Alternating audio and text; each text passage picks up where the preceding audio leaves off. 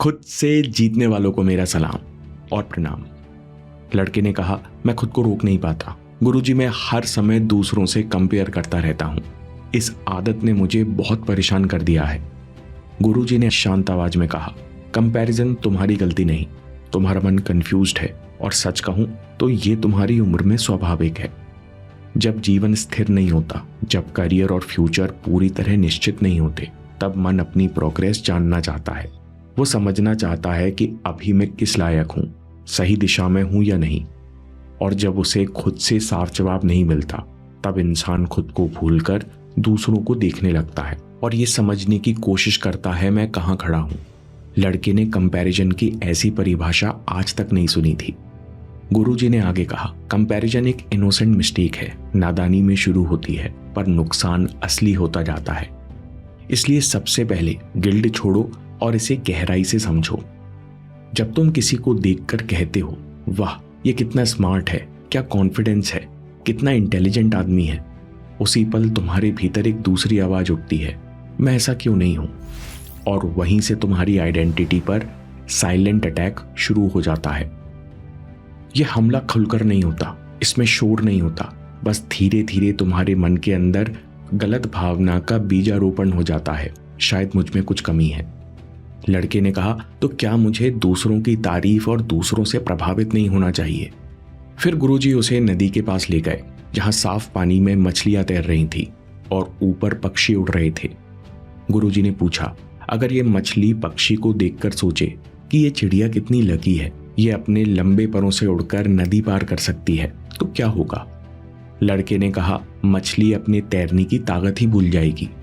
गुरुजी ने हंसते हुए कहा, बिल्कुल सही, तुम्हारे साथ यही हो रहा है। कंपैरिजन का सबसे बड़ा नुकसान है कि तुम अपनी खूबियों से, इंटरनल स्ट्रेंथ से डिस्कनेक्ट हो जाते हो। फिर तुम बार बार यही बोलते हो कि मैं क्यों नहीं कर पाता, मैं इतना पीछे क्यों हूं, और इसी में अपनी नेचुरल गिफ्ट को इग्नोर कर देते हो। तुम दूसरों की उड़ान देखकर दुखी होते हो और अपने तैरने की ताकत ही भूल जाते हो। गुरुजी ने कहा, हमको नदी ही पार करनी है ना, तो कोई उड़कर करेगा या कोई तैरकर या कोई नाव बनाकर। लेकिन अगर खेल ही गलत है तो तुम कैसा भी खेलो, हार होनी निश्चित है। गुरुजी कुछ देर रुके, फिर बोले, आज ये परेशानी 10 गुना बढ़ गई है। तुम्हें लगता है कि सोशल मीडिया पर तुम लोगों का असली जीवन देख रहे हो, लेकिन सच ये है कि जो तुम देख रहे हो एक एडिटेड जीवन है, एक नाटक, एक दिखावा है। तुम लोगों के नकली बेस्ट मूवमेंट्स को अपने वर्स्ट मूवमेंट से तुलना करते हो। यानी सोशल मीडिया पर कंपैरिजन स्टीरॉइड्स पर चल रहा है, और इसका सबसे ज्यादा नुकसान जवान मन को होता है। उसके जीवन में जो कुछ अच्छा है वो उसे भी कोसने लगता है। गुरुजी ने कहा, अब समझे, कंपैरिजन पहले आइडेंटिटी पर वार करता है, फिर फोकस तोड़ता है, फिर इंसान की खुशी भी छीन लेता है, और एक दिन वही आदमी चैन से भी नहीं बैठ पाता। लड़का बोला, अब मुझे क्या करना चाहिए? क्या मुझे सारी चीजों को कट ऑफ कर देना चाहिए? गुरुजी ने स्पष्ट कहा, नहीं, कंपैरिजन का उल्टा भागना नहीं, कंपैरिजन का उल्टा है कमिटमेंट। और कुछ भी छोड़ने से पहले कमिट करो। कंपैरिजन छोड़ने का पहला नियम है कमिट बिफोर क्विटिंग। कमिटमेंट का मतलब है कि अपनी स्किल, अपने इंटरेस्ट और अपनी मेहनत को एक जगह ले आना, एक रास्ता चुनना और उस पर टिक जाना। जब मन पूरी तरह एक चीज को कमिट कर देता है तो कंपैरिजन अपने आप कम होने लगता है। लड़के ने उसी क्षण तय किया कि वो अगले 7 दिन अपनी रीडिंग प्रैक्टिस और फोकस पर काम करेगा। 7 दिन का प्रयोग, डीप वर्क कैसे बनता है। उसने मन ही मन कहा, अभी मुझे सब कुछ इंप्रूव नहीं करना, सबसे पहले मुझे इन्हीं 3 चीजों को मजबूत करना है, यही मेरी शुरुआत होगी। 3 दिन बाद उसे एहसास हुआ कि उसने दूसरों के बारे में कुछ ज्यादा सोचा नहीं। कौन क्या कर रहा है, कौन आगे निकल रहा है, किसकी लाइफ कैसी दिख रही है, उसे पता भी नहीं चला। उसका मन बाहर नहीं भटक रहा था, वह पहली बार अपने काम में लगा था। गुरुजी ने कहा, यही डीप वर्क है।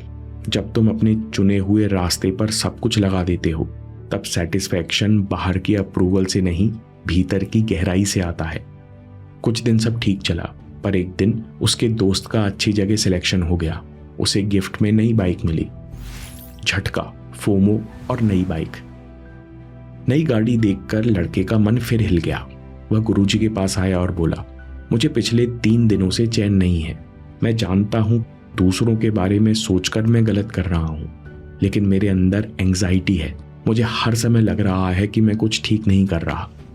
गुरुजी ने कहा, यह फोमो है। ये कंपैरिजन का बिगड़ा हुआ रूप है, क्योंकि वो सिर्फ ये नहीं कहता कि तुम कोई चीज मिस कर रहे हो, कि तुम्हें अभी अपने जीवन में कुछ भी पसंद नहीं।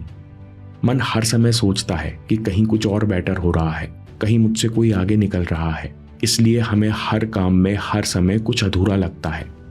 उन्होंने आगे कहा, इस अधूरेपन के कारण आदमी कुछ भी ठीक से नहीं कर पाता।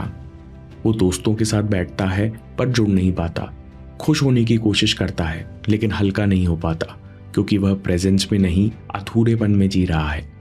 लड़के ने कहा, लेकिन फोमो मेरे अंदर इतनी गहराई से कैसे बैठा है? गुरुजी ने कहा, एक कड़वी बात सुनो, तुम्हें फोमो इसलिए चुभता है क्योंकि तुम्हें भीतर से पता है कि तुम अपना बेस्ट नहीं दे रहे। तुम्हारे भीतर कहीं ना कहीं ये दर्द है कि मैं अपनी पूरी क्षमता से काम नहीं कर रहा हूं। यही फोमो को और ताकत देता है। जो आदमी अपनी ईमानदारी और अपनी मेहनत पर विश्वास करता है, उसे सच में पता होता है कि मैं अपना बेस्ट दे रहा हूं, तब उसे बाहर झांकने की जरूरत नहीं पड़ती। लेकिन जो आदमी अपनी क्षमता से देखकर भाग रहा है, वो दूसरों को देखकर टूटता रहेगा। उस दिन लड़के को एहसास हुआ कि उसका जलन का कारण बाहर नहीं बट भीतर था। उसको रियलाइज हुआ कि उसे आज के बाद से काम में कोई कमी नहीं छोड़नी, ईमानदारी से सब कुछ करना है। गुरुजी ने उसका चेहरा पढ़ा और कहा, अब तुम्हें एक निर्णय लेना होगा। तुम सब कुछ नहीं कर सकते, लेकिन तुम 1 या 2 चीजें पूरी तरह से कर सकते हो। इसके लिए तुम्हें बाकी सब कुछ छोड़ना होगा। लड़के का चेहरा उदास हो गया। गुरुजी ने कहा, छोड़ने में भी खुशी है। इसे कहते हैं जॉय ऑफ मिसिंग आउट। अपनाओ। जब तुम दुनिया भूलकर एक चीज चुनते हो, तब भीतर गहराई पैदा होती है। तुम समझ जाते हो कि मुझे हर ट्रेंड फॉलो नहीं करना, मुझे हर न्यूज़ हर मैच देखने की ज़रूरत नहीं, मुझे हर पार्टी में जाने की ज़रूरत नहीं। इसके बाद तुम्हें चीज़ें छोड़ने पर भी अंदर से खुशी होती है। लड़के ने पूछा, मैंने अपने जीवन में अभी तक कुछ बड़ा नहीं किया, ये खुशी कैसे महसूस होगी? मुझे तो हमेशा लगता है कि मैं अपने जीवन में फेल हो रहा हूँ। गुरुजी उसे अगले दिन बगीचे में ले गए और कहा, प्रकृति का नियम है, रैंकिंग नहीं टाइमिंग। बगीचे में कुछ फूल खिले थे, कुछ खिलने वाले थे और अभी कुछ कलियों में बंद थे। गुरुजी ने कहा, क्या सारे फूल एक साथ खिलते हैं? लड़के ने कहा, नहीं। गुरुजी बोले, तो फिर तुम क्यों सोचते हो कि तुम्हारी सक्सेस अभी ही आनी चाहिए? नेचर का नियम रैंकिंग का नहीं टाइमिंग का है। हर फूल का अपना मौसम होता है, कोई जल्दी खिलता है, कोई देर से, कोई अलग रंग में और रूप में। लेकिन क्या देर से खिलने वाला फूल बेकार हो जाता है? नहीं, बस उसका समय अलग है। ऐसे ही हर किसी का अपना समय होता है, अपनी रफ्तार होती है। तुम लेट नहीं हो, तुम अपने समय पर हो। लड़का हर शब्द को गंभीरता से सुन रहा था। गुरुजी ने कहा, तीसरा नियम, टाइमिंग का सम्मान करो। जीवन की समझ और मन की गंभीरता तुम्हें हर घटना की टाइमिंग का सम्मान करना सिखाती है। जो कुछ हो रहा है बहुत अच्छा हो रहा है। लड़का चुपचाप बगीचे को देखता रहा। उसे पहली बार लगा कि उसकी समस्या ये नहीं थी कि उसके जीवन में कुछ नहीं हो रहा। उसकी समस्या ये थी कि अभी तक उसने अपने जागते हुए बुद्धि का सम्मान नहीं किया। वापस लौटते हुए गुरुजी बोले, एक बात और याद रखो, मन नई चीजें नहीं स्पेस चाहता है, लेकिन हम उसे लगातार स्क्रोलिंग और डिस्ट्रैक्शन से भरते रहते हैं। जहां पहले शांति, खुद से बातचीत, आराम और हॉबीज होती थी, वहां अब मन पूरे टाइम व्यस्त रहता है, क्योंकि हमने खुद के साथ बैठना बंद कर दिया है। गुरुजी ने कहा, मन को आंसर्स नहीं स्पेस चाहिए। लड़के ने महसूस किया कि अब तक वो अपने विचारों से भाग रहा था, उन्हें रिलीज नहीं होने दे रहा था, इसलिए बार बार खुद को डिस्ट्रैक्ट करता था। अब उसे समझ में आ रहा था कि उसका माइंड वीक नहीं बल्कि ओवरलोडेड था। अगले दिन गुरुजी ने उससे कहा, जब भी तुम्हें किसी की अच्छाई, उपलब्धि या तरक्की दिखे तो सबसे पहले मन ही मन धन्यवाद कहो कि मैं इससे सीख रहा हूं। यह चित्र मेरे सबकॉन्शियस तक पहुंच रहा है।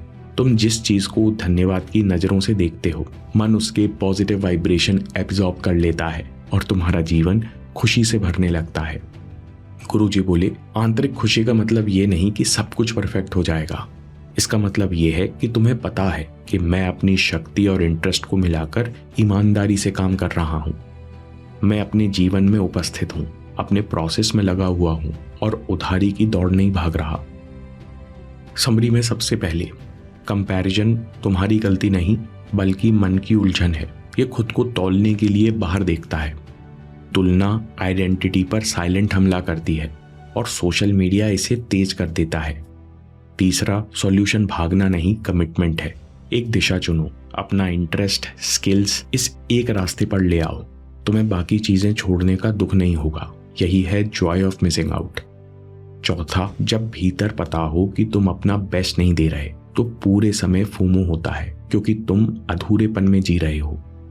पांचवी बात, नेचर रैंकिंग नहीं टाइमिंग सिखाता है। सब कुछ अपने परफेक्ट समय पर हो रहा है, न कोई आगे है न कोई पीछे। मन नई चीजें नहीं बस खालीपन चाहता है। छठवीं बात, जब किसी की सफलता दिखे तो सबसे पहले धन्यवाद करो। उस चित्र के पॉजिटिव वाइब्रेशन से खुद को भर लो। तुम्हें छोटेपन की जगह नया विस्तार महसूस होगा। दोस्तों, आपके गोल्स बड़े हैं लेकिन आलस काम करने से रोकता है, तो ये जापानी ज़ेन तरीका आपके बहुत काम आएगा। समय की कीमत पर अगला वीडियो जरूर देखिए या बात के लिए सेव कर लीजिए। मैं काम के किस्से लाता रहूंगा। हम जीतेंगे।